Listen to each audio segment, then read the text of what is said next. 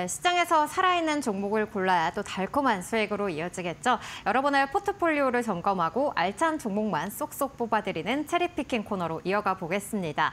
파트너님께서 어제부터 이제 포트폴리오 상담을 또 시작을 해주셨는데 어제 처음 상담해 보시니까 어떠셨나요? 좀 떨렸습니다. 네. 그리고 많은 내용을 여러분들에게 좀 쉽고 편하게 말씀을 드리려다 보니까 조금은 좀 어수선한 그런 분위기도 있었고요. 또 일부 많은 팬들께서는 야, 이거 1시간 갖고 되겠어? 뭐 이러니까 오히려 더 조급함도 좀 있었어요. 그래서 조금 더 차분하고 냉정하게 여러분들의 포트를 진단하고 또 개선하는데 더욱더 열심히 노력하겠습니다. 많이 시청해 주시고 사랑해 주시면 대단히 고맙겠습니다. 네, 파트너님의 솔루션 계속해서 많은 기대 부탁드리겠고요. 그럼 오늘 시청자님의 사연 또 포트폴리오 바로 열어보도록 하겠습니다. 오늘은 0178님께서 남겨주셨습니다. 포스코 DX 또 포스코 홀딩스 보니까 전반적으로 포스코 그룹주들 함께 담고 계시는 것 같고요. 또 이렇게 업종별로 봤을 때는 나노 신소재까지를 포함해서는 대부분 2차 전지 업종들을 비중을 많이 싣고 계시는 모습 볼 수가 있겠습니다. 또 하나마이크론과 에로티베큐은 반도체 관련주로 이렇게 전반적으로 또 시장에서 현재는 주도주로 움직이지 않는 종목들인 2차 전지와 반도체로 이렇게 포트를 구성하신 모습을 확인을 해볼 수가 있습니다. 그래서인지 수익률도 현재는 마이너스 이렇게 두 자릿수대 수익률을 기록을 하고 계신데 굉장히 좀 안타까운 마음이 듭니다. 또 2차 전지주들 어제는 소폭 반등하는 모습도 보이긴 했지만 또 오늘 시장 안에서는 IRA 폐지 논란이 또 일어나면서 다시 부진한 모습들을 보이고 있습니다. 2차 전지 업종들도 어떻게 접근을 해봐야 될지 기대를 해봐야겠고요. 오늘 대부분 업종들이 이렇게 대부분 종목들이 하락을 하고 있는 가운데 그래도 삼성전자가 강보합으로 움직이면서 이 삼성전자 밸류체인 종목인 하나마이크론도 그래도 소폭 상승한 채 움직이고 있습니다. 여기까지 이렇게 시청자님의 포트폴리오 함께 살펴봤고요. 그럼 사연도 바로 열어보도록 하겠습니다. 네, 2차 전지가 좋다 해서 비중을 많이 늘렸습니다. 2차 전지 전망은 어떤지 또 올해 안으로 탈출 가능한 종목이 있는지 궁금합니다. 라고 보내주셨습니다. 아무래도 한 2년 전쯤에 2차 전지가 시장에서 이렇게 주도주로 부각을 받았을 때 이렇게 비중을 많이 담으신 것 같습니다. 파트너님 한 종목씩 진단 부탁드리겠습니다. 네, 좀 안타깝죠.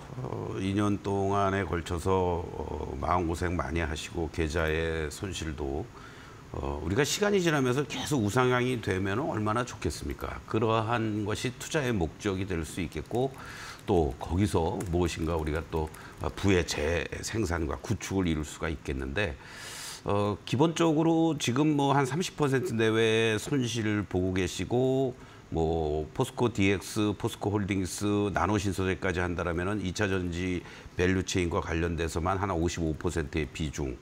그리고 또 공교롭게 뭐 다른 쪽도 아니고 IT 이렇게 두 축이 돼 있다라는 게 좀 안타까운데요. 일단 종목 하나씩 먼저 좀 위치들을 좀 보면서 말씀을 좀 드리도록 하겠습니다. 자, 포스코 DX의 경우에는요, 일단 기본적으로 지난번에 로봇 관련주들이 움직일 때 같이 이 동반 상승을 보여주는 이러한 모습들이 잘 연출이 됐었습니다. 문제는요, 지난번 구간에서 이렇게 올라왔다가 다른 로봇 관련주들은 재차 가격 조정을 보이고 반등 시도, 뭐 직전 고점에 근접하거나 아니면은 일정한 반등을 주는 이러한 모습인데 얘는 이렇게 잘 보여주었다가 이 라인이 이탈이 되면서 하단부까지 지금 다시 내려오고 있는 양상입니다. 아무래도 포스코 홀딩스를 중심으로 해서 포스코 퓨처엠이라든가 포스코 그룹주들이 흔들리다 보니까 결과적으로는 같이 악영향을 받으면서 다른 로봇주들의 반등에도 미치지 못하는 이러한 그 흐름들이 연출되고 있는 게 아니냐 이렇게 말씀을 좀 드리겠고 현재 시점에서는 그나마 이제 비빌 언덕은요. 2차 전지 관련주들도 전체적으로 같이 밀리고 있는 이런 상황 속에서 하단부에 근접을 하고 있기 때문에 최소한의 반등을 이용해서 만약에 이것을 어떤 스마트 팩토링이라든가 로봇 관련주도 연관을 지어서 대응을 하셨다면 조금 더 로봇 관련주로 교체하는 이러한 전략도 필요하지 않겠느냐 이렇게 말씀을 좀 드리겠고 중요한 라인이 바로 여기에 있는 거죠. 조금 아까도 말씀을 드렸던 것처럼 이 새롭게 시세를 연출하면서 거래가 실려주고 급등했었던 바로 이 자리가 됩니다. 그렇기 때문에 최소한도 2만 원에 대한 지지력을 보여주면서 대반등을 줄 수 있느냐. 대반등을 줄 때 최소한도 2만 한 3, 4천 원까지 쉽게 나오느냐. 그걸 보면서 어떤 교체 그런 대응 전략도 필요하지 않을까. 이런 말씀을 좀 드리겠습니다.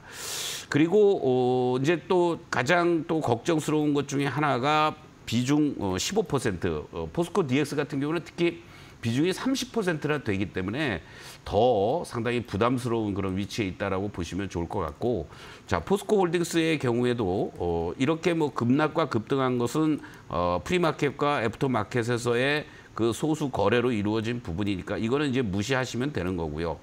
요 일봉상에서의 모습만을 놓고 봤을 때는 지난 바로 2월 달이었죠. 23만 원 라인이 됩니다.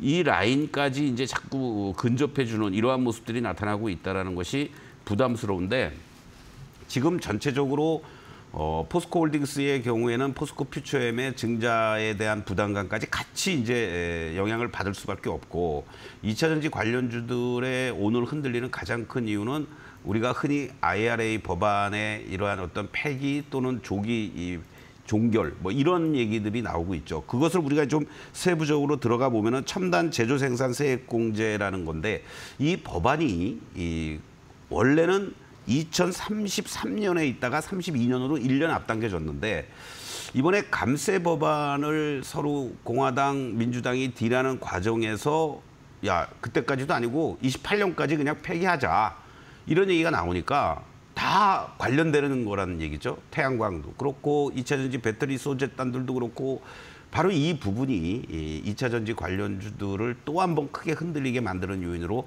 작용이 되고 있다 이렇게 말씀드리겠습니다. 그래서 소위에서 소위 감세 법안은 우리도 치면은 이제 예결위원회가 있고 예결 소위원회가 있지 않습니까? 거기에서 이제 통과가 된 거죠. 그러니까 하원 소위원회에서 서로 공화 민주 같이 협의를 해서 야 그래 뭐 지금 뭐 부채 규모 증대에다가 여러 가지 뭐 신용 등급까지도 하향됐는데도 불구하고 감세 공화당 정부의 그러한 정책이니까 통과시켜 줄게 대신에 이거는 들어줘 뭐 이런 식의 얘기들이 지금 있었다라는 얘기죠.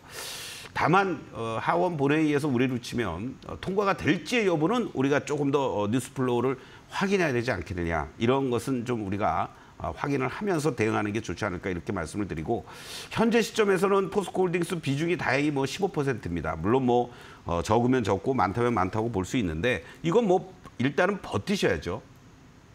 아까 포스코 DX는 과감하게 교체 여부를 결정하자라고 말씀드렸지만 일단은 이 밸류라든가 이런 측면에서 봤을 때 장기간에 걸친 이러한 그 흐름들 속에서 21만 원과 22만 원에 대한 지지력 그리고 30만 원에 대한 저항 여기에서 지금 움직여주고 있습니다. 이 자리에서 빨리 넘어가 주어야만 다음 자리 이 40만 원을 향해서 갈 수 있는 그 흐름인데 넓게 보면은 40만 원과 20만 원 그 중심값이 30만 원 이렇게 움직여주고 있으니까 개별성으로라도 30만 원 정도가 오면은 그때 다시 한번 이 종목별로 문의를 한번 주시면 좋겠고 현재 시점에서는 버티자. 포스코 홀딩스는 홀딩이다. 이렇게 말씀을 좀 드리겠습니다.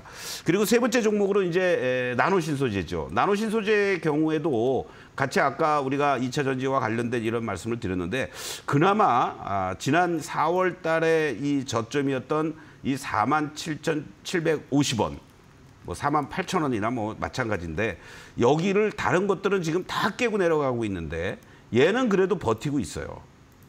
그렇기 때문에 오히려 전체적으로 봤을 때는 이 자리에서 빨리 복원력을 얼마 정도 보여줄 수 있는지를 보면서 반등을 이용해서 역시 나노신소재의 경우에도 비중을 축소해 나가는 이런 전략이 필요한데 1차적으로는 여기서 만약에 반등이 나온다고 했을 때는 오히려 세게 나올 수도 있습니다. 그것은 이제 5만 원대 후반 내지는 6만 원 초반이 되니까 그 반등을 이용해서 오히려 교체 전략으로 대응하는 비중을 축소하면서 이렇게 대응하는 게 좋겠다라고 말씀을 드리겠고 네 번째 종목이 이제 하나마이크론이었죠. 하나마이크론의 경우에도 대표적으로 반도체 관련한 소부장 쪽에 한때는 대장주 역할을 해주었던 종목이었습니다.